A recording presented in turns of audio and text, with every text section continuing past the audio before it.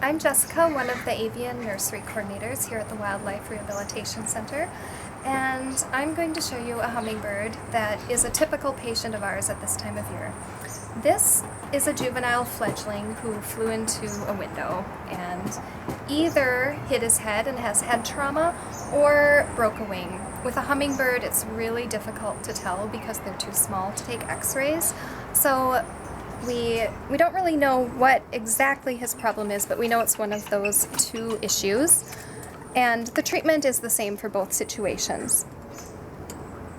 So you can see this little guy's in a relatively small cage and his perches are very close to the ground.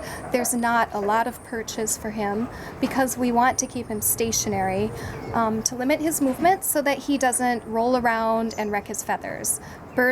Hummingbirds who have broken wings are off kilter, so when they try to fly away, they fall over, they can't fly straight, and they roll around on the ground a little bit until they get their stability. Same with birds with head trauma.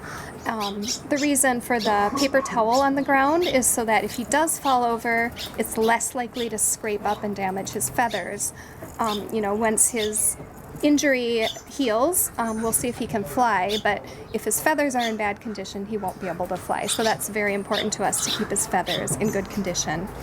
Another thing that you'll notice about this little guy is that he has a bald spot on his neck. The reason that he is missing feathers is because he was offered sugar water and he fell into the dish of sugar water. So he came to us very sticky and very messy, and in the process of cleaning the feathers, we ended up actually finding that a lot of the feathers fall out because they're sticky, and it's very difficult to get dried sugar water off of a hummingbird.